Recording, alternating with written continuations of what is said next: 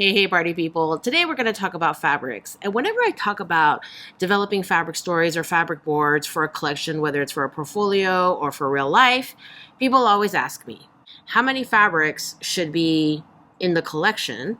The short answer is it depends. Okay. And that's it. It literally just depends. And it's like a million factors. That's the answer. But I couldn't let you go as a teacher without elaborating. So I'm going to show you the best way to learn about fabric usage, okay? Go look up some case studies. Go study how different designers use fabrics, okay?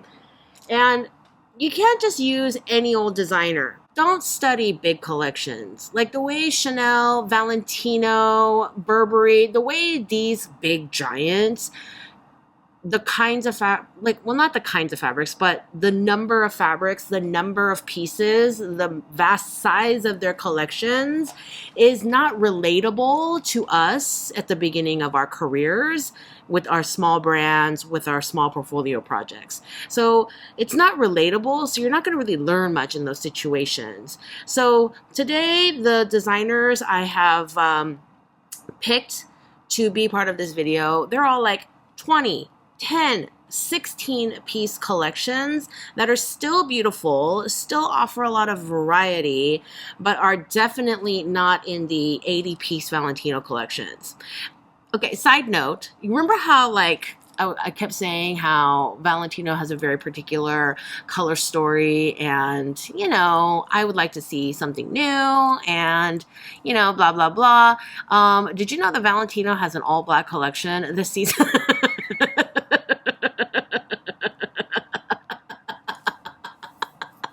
I don't know why that's so funny to me.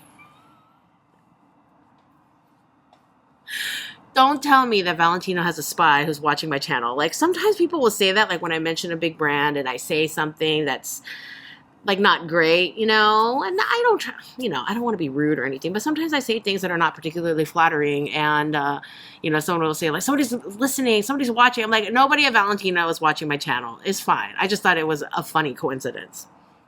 Anyway, so I want you to pick some brands and some of them, they don't necessarily have to be your aesthetic, but somebody that fits into your category, like someone who does day dresses, because you also do day dresses. Someone who does jeans, a lot of denim, because maybe you do a lot of denim, because denim is kind of like a category, right?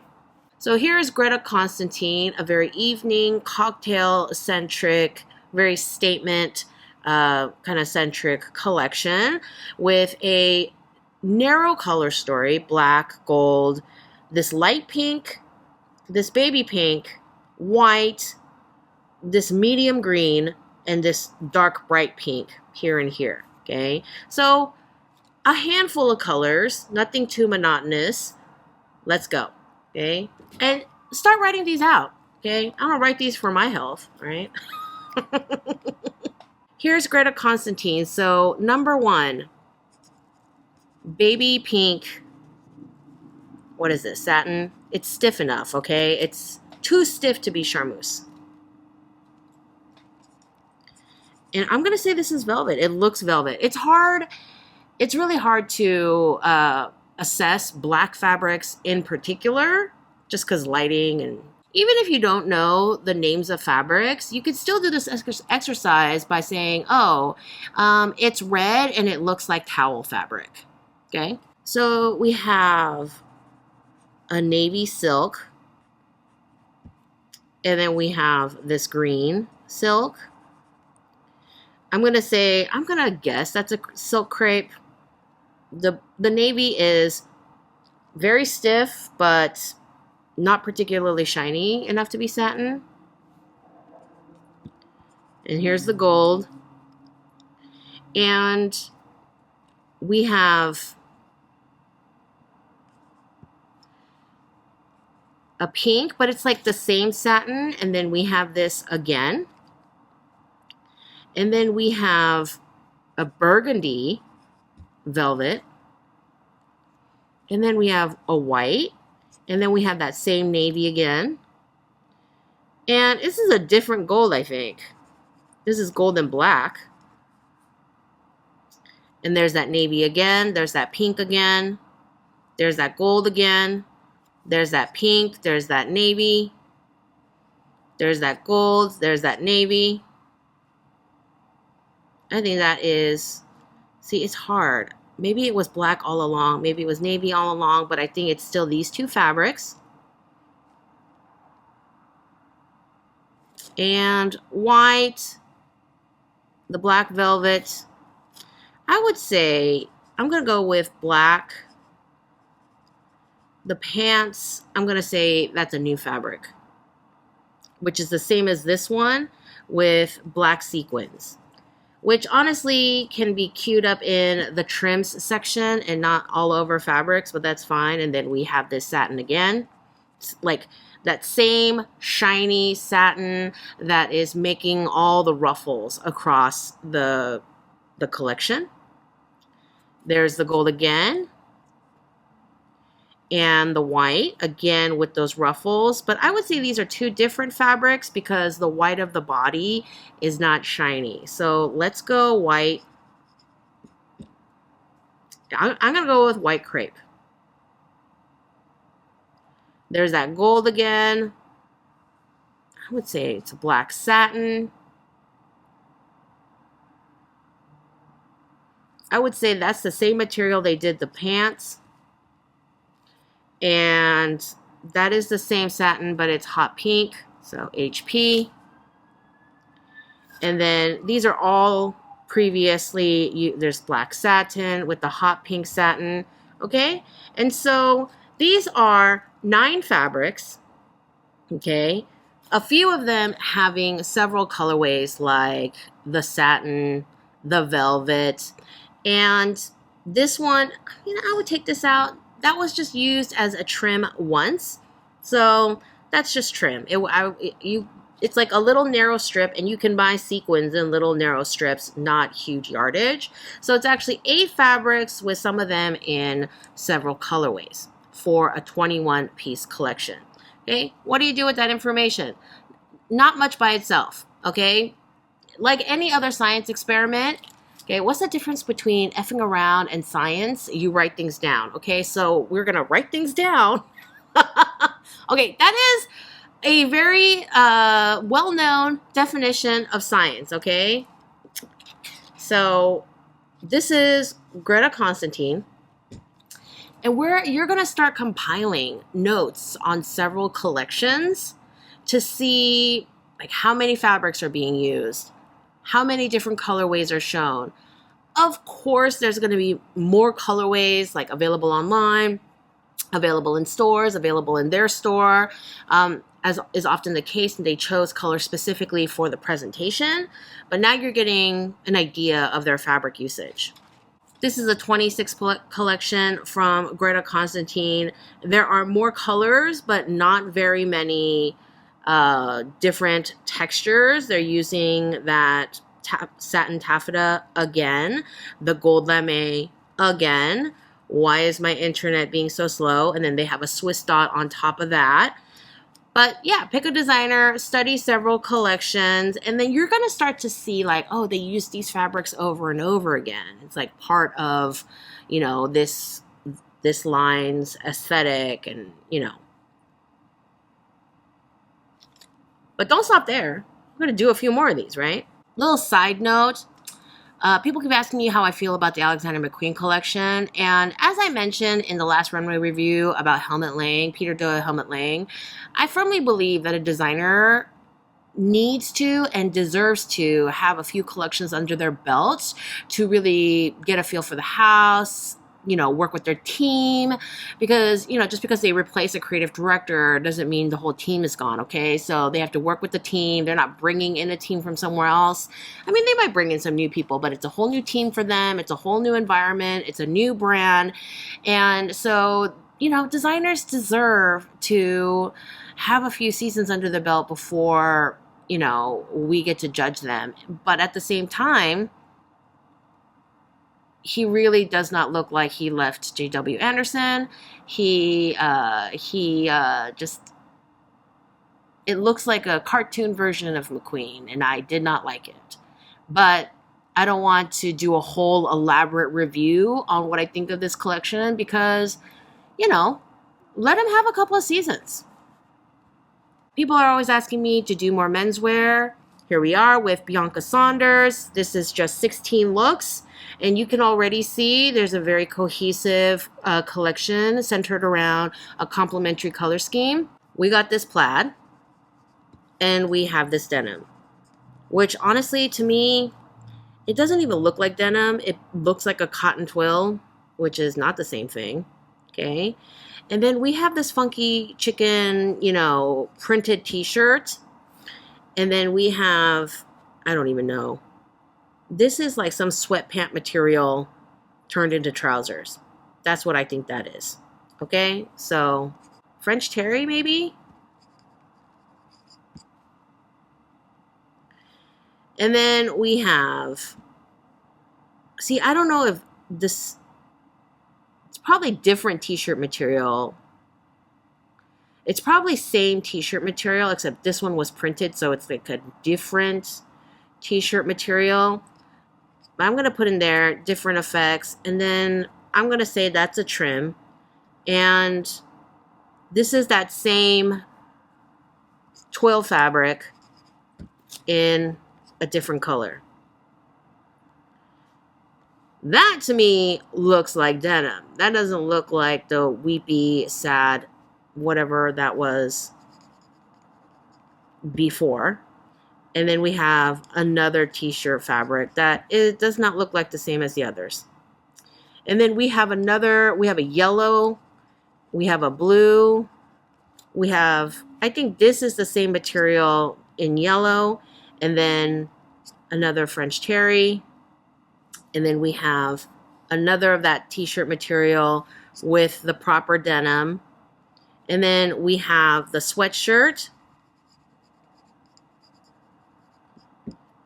And also here.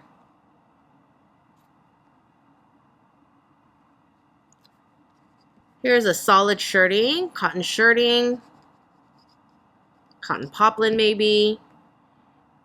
And another colorway of the cotton twill. T-shirt material. More of that terry. Twill. Shirting in a different color.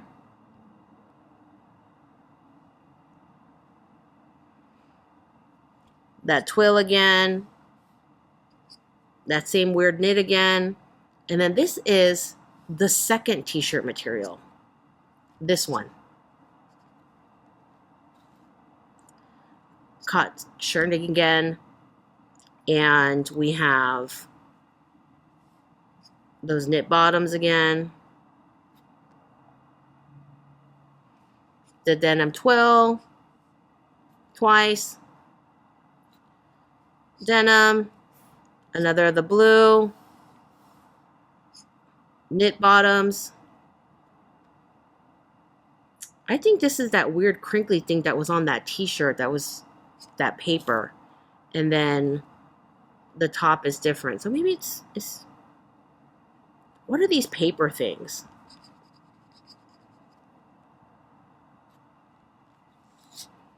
More sweats. I think that is actually all the same fabric. And that's it. So again, for this 16-piece collection, we have 8 fabrics. Okay, we have 1, 2, 3, 4, 5 for tops, and we have 4 for bottoms. Okay, split evenly. This is Harris Reed. This is 10 looks. This is still ready to wear. It looks as sumptuous and elegant and beautifully put together as couture, but it is ready to wear. We have this floral satin of the hat, the corset, and this black fabric that absorbs the light so much we have no idea what texture it is. And here's another satin that, or maybe a taffeta that is a completely different floral print.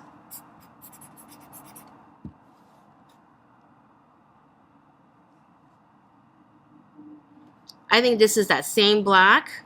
Maybe it's velvet, and that's why it's absorbed so much of the light. And then also the photos for this are a little bit dull. And then the feathers are the trim. There's that same white floral as before. It's just that there's so many seams in the front that the print got broken up, so it looks different, which is kind of a cool effect. And here is yet another floral. Very cool. And I don't know what this top part is, but see how there's like some shine to the satin part of the corset, and there's like this organza, I think, that's being used here. Yeah. And then this is that second floral again, the taffeta. And then we have this, it's the gold one, and then it has tons of beads, which is trim. And then yet another floral. And then I don't know how they made these spear feathers. That's very cool. And yet another floral, and then another. But you know, the thing is like this whole thing is like a series of taffeta, these satin taffetas being used in like maybe 5 different colorways, 6. So I got 5 florals and a couple of solids. It's very narrow, but it's very beautiful.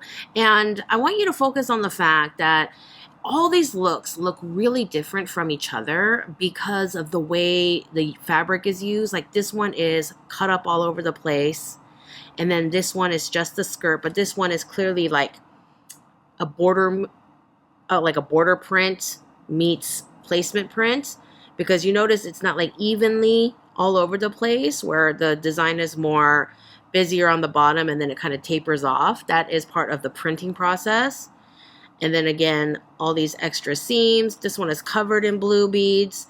So if you can't source a lot of fabrics because you're worried about minimum order quantities, you don't know, it's hard for you to source a lot of different kinds of things, you may have to lean on your design ability to take those, the small assortment of fabrics and turn them into new and interesting ways to express that fabric every time.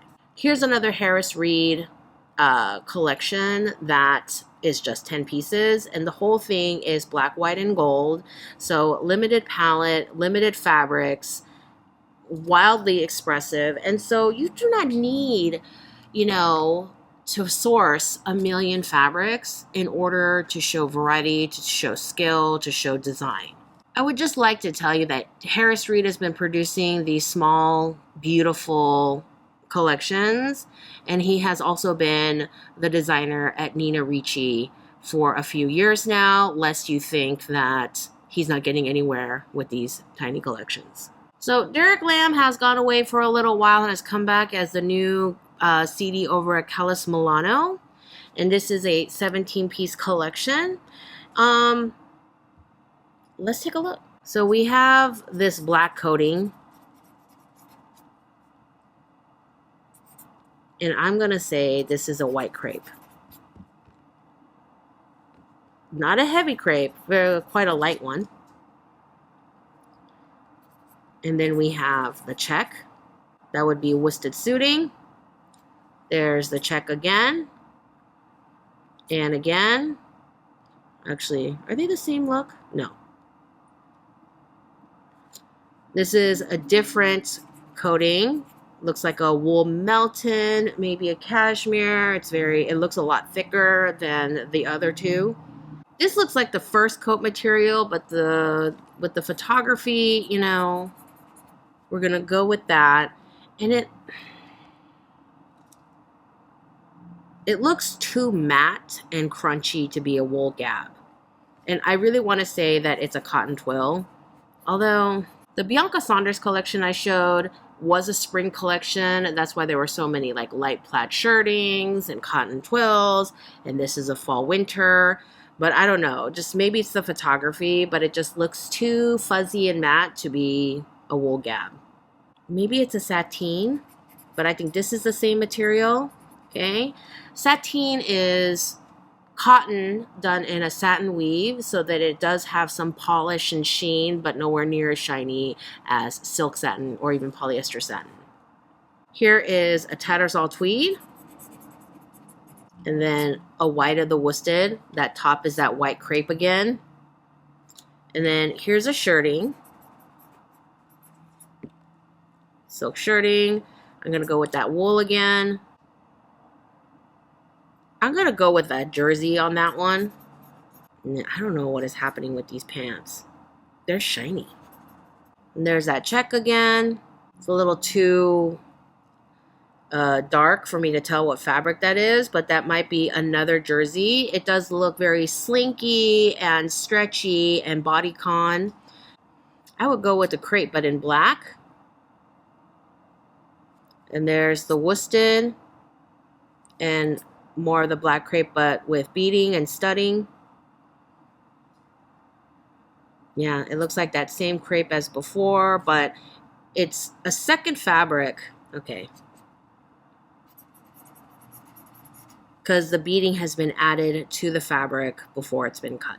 That's 17 looks. That's 11 fabrics. So we have 1, 2, 3, 4, 5. That's 6 outerwear fabrics, jackets, coats, and pants, bottom weights, and 5 dress or top weights, which, you know, it's fall winter, so you're going to have a little bit more in the bottom weight category for extra coats. The only thing I think I saw only once was the Tattersall and the shirting. It's not particularly cohesive, but at the same time, this is a brand that's been around for a while. It's like not a newbie brand with a newbie designer that's starting out. They probably have a far better sourcing team. You know, this Tattersall is, a lot of these fabrics are classics that can be used pretty much every season the temperature allows for the fabric. Okay, so just the beading and, you know, the printed shirt, those are really the only things that are like not be, you know, those are the only fabrics that you couldn't really use over and over again every season. And so there's a little bit more wiggle room to have more fabrics. I mean, same with the Greta Constantine, other than the very specific colors, you know, the pink and green of that season, you know, black, navy, and gold, like you can use them a lot of seasons and it's fine. The fabrics for Harris Reed, you know, they are very specific to the season because so many of them have a floral design on them. And then the Bianca Saunders also has a lot of solids and staples like the denim and the twills that can be used season in and season out. So when you're looking at these fabrics and you're like, wow, that's a lot more fabrics than I thought they would be, consider how often a fabric is going to be used throughout the seasons, or whether it's going to be something novelty, a recognizable print, you know, like McQueen was known for using houndstooth. And so I'm sure like there are more collections than not where there is houndstooth featured. Okay. So nothing like that. Speckled tweeds, you know, window pane check in specific colors, house colors, whatever. Like the denim twills, denim, like those things you can use season in and season out, especially if it's something you're known for, if you're a denim house or if you're known for your suiting, you know. So check the balance of no season fabrics where you can use them over and over again, and then the novelties of every season, the new things that you source and the new things that you add every season. Okay, so look up some designers that inspire you, that are kind of smaller collections so you can really study their fabric usage.